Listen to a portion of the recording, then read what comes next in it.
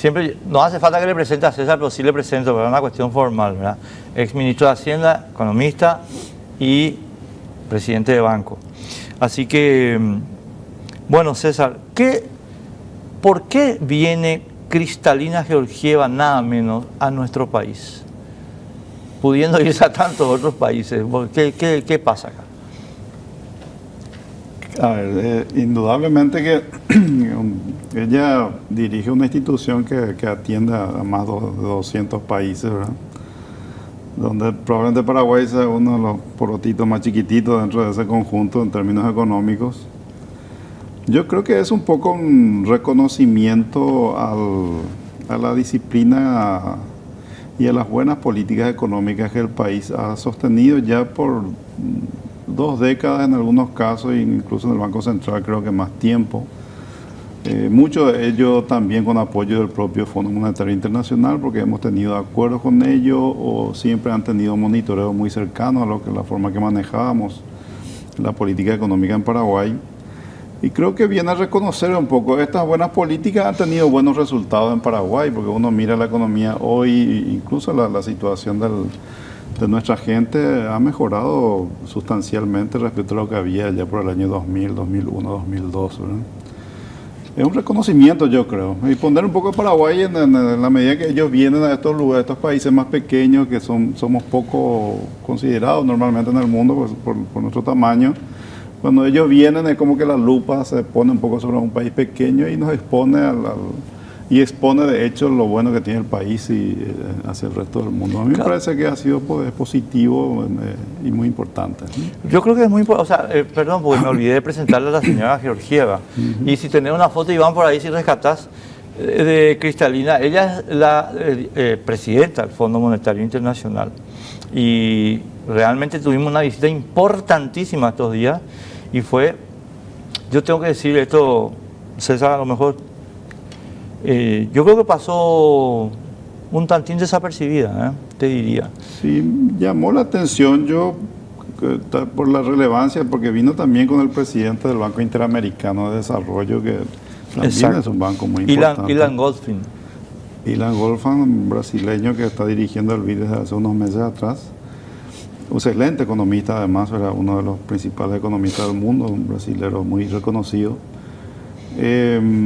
Pasó un poco desapercibido, realmente a mí también me llamó la atención, no desconozco las razones, pero ha sido visitas importantes, que creo que siempre estas cosas tienen un impacto que uno no lo percibe por ahí tan directamente, pero va a demostrar, o sea, cada vez más el resto del mundo va conociendo Paraguay por las buenas cosas que hemos hecho, ¿no?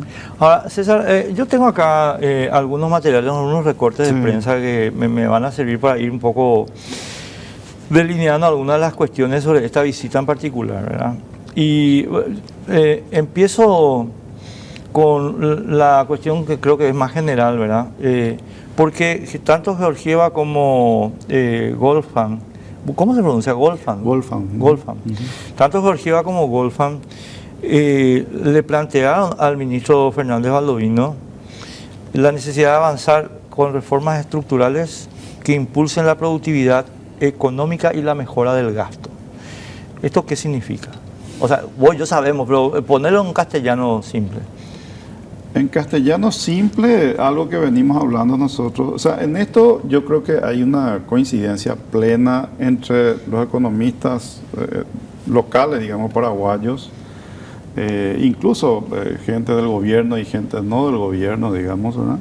Y los organismos multilaterales. Nosotros no hemos utilizado bien los recursos del Estado en estos 20 años que manejamos muy bien la macroeconomía, pero la aplicación de los recursos públicos nos equivocamos, ¿verdad? Y eso se nota por todos lados, digamos, ¿verdad?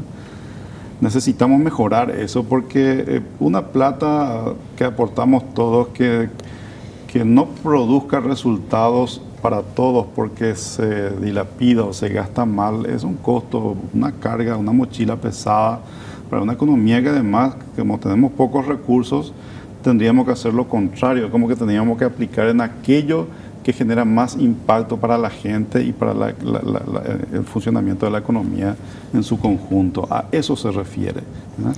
Hay otros aspectos también, ¿verdad? Pero yo vengo insistiendo mucho en eso. Si nosotros no logramos que nuestros líderes políticos entiendan que cada guaraní que están aprobando ellos para gastar en algo, tienen que hacerlo en función de los resultados que vaya a generar, estas cosas no van a mejorar, no van a cambiar mucho.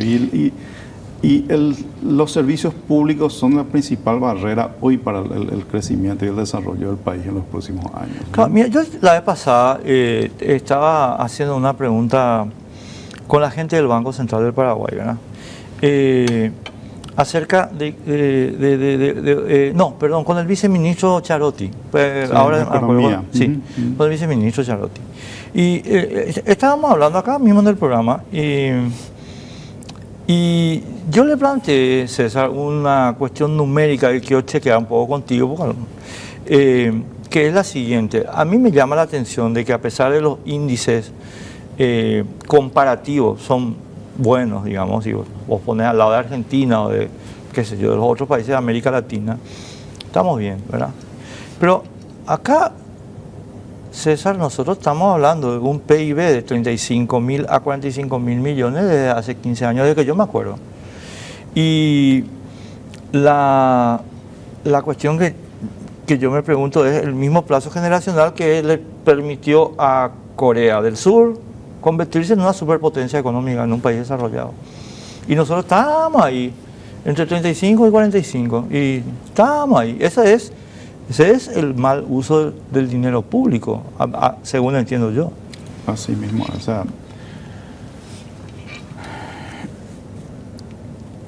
a ver, ¿cómo te planteo esto? Técnicamente es complejo y uno tiene que tratar de usar terminología que la gente pueda entender.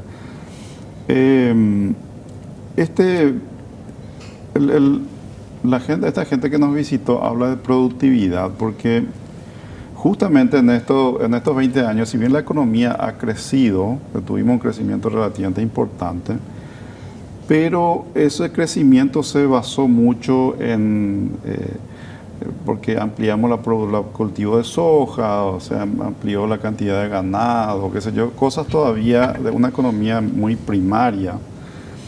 Y nosotros necesitamos ir pasando hacia niveles con mayor complejidad económica que requiere algunas cosas que nosotros no tenemos. Por ejemplo, nuestra logística es muy ineficiente. La paraguaya, la brasileña, la argentina, ellos tienen la ventaja que están a la orilla del mar, digamos, pero para nosotros una logística ineficiente es mucho más cargoso, más costoso en términos económicos. Es como que cualquier cosa que hagas en Paraguay te cuesta mucho más porque no tenés la logística bien desarrollada para que puedan salir esos productos hacia el exterior, ¿no?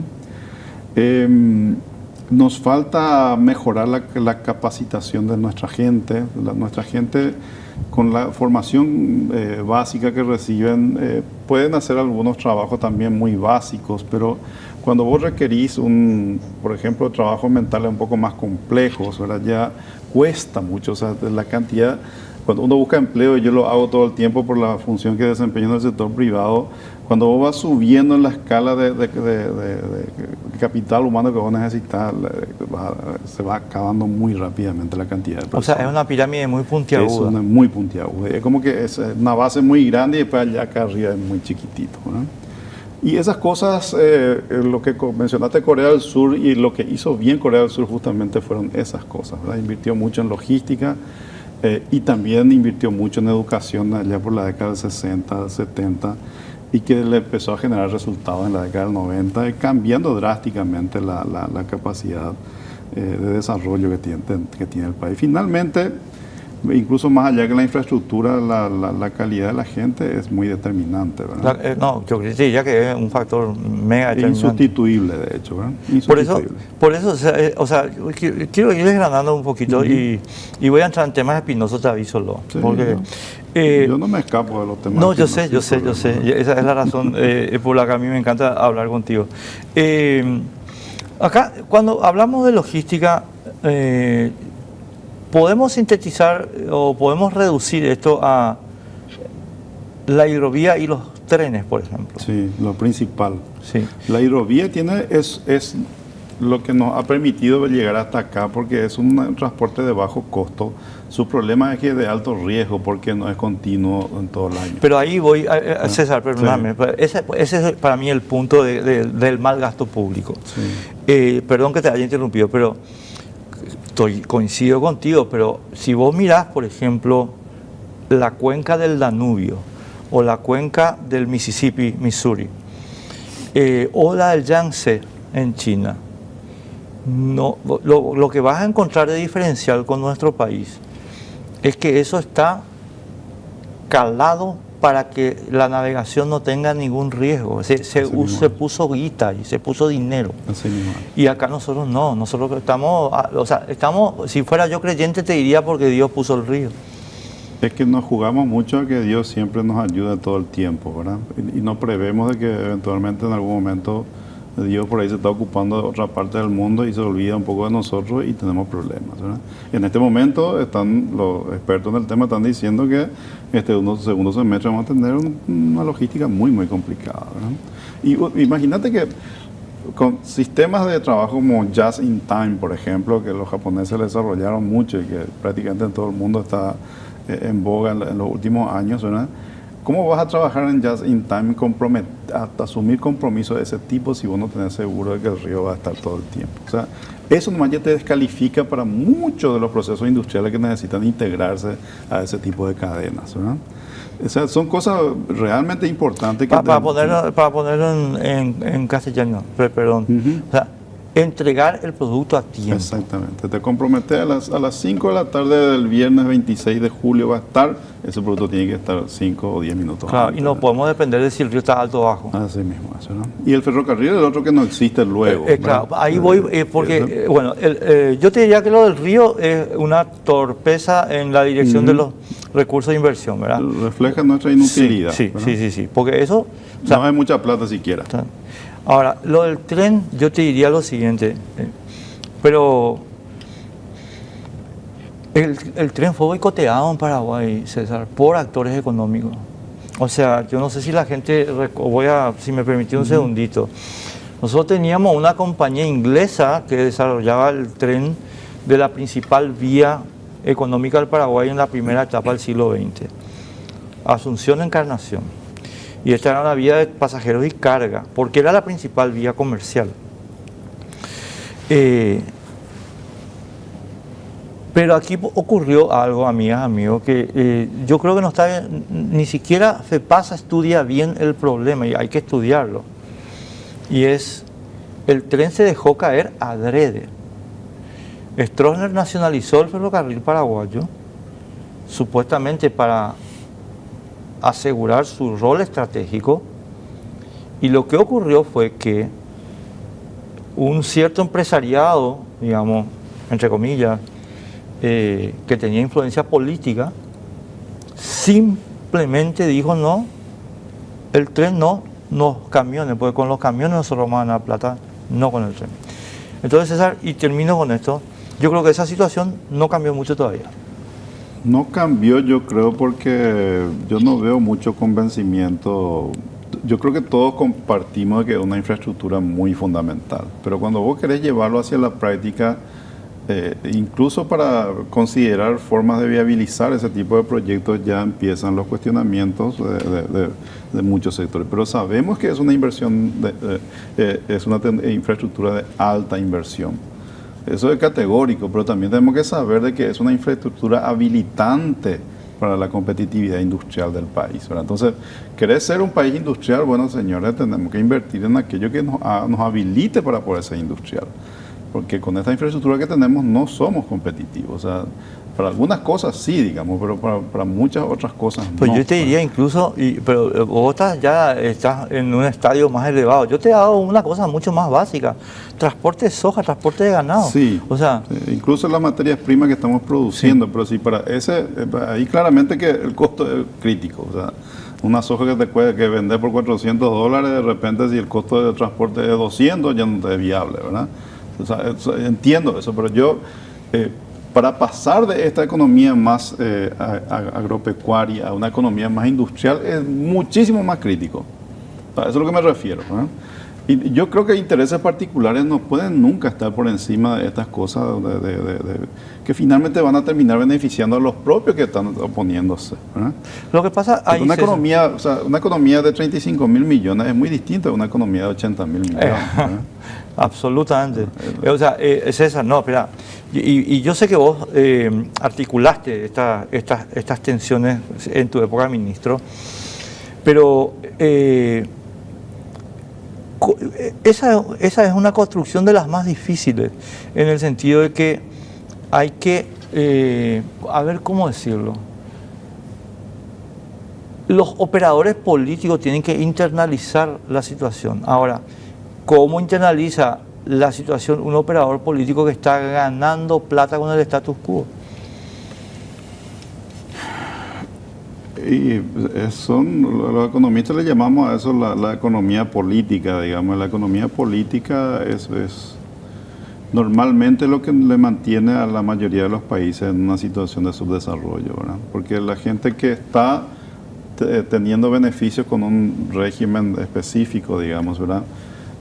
Tiene tanta fuerza y encima se ocupa cargos políticos que impiden obviamente hacer las transformaciones que harían que todos estemos mejor, pero puede ser que a él le perjudique, pero porque a él le perjudica, él se opone a eso, ¿verdad? Pero eso vemos, ese ejemplo vemos en todo el mundo. O sea, no, yo sé, pero lo que pasa los es que países que han logrado superar este tipo de intereses particulares y mirar el interés general, los líderes políticos estamos hablando, ¿verdad? Que son los que toman estas decisiones, son los que finalmente, vos ves Corea del Sur, qué sé yo, van traspasando los umbrales del desarrollo con el tiempo, ¿verdad? Pero yo creo que es no sé si nosotros podremos lograr ese tipo de cosas.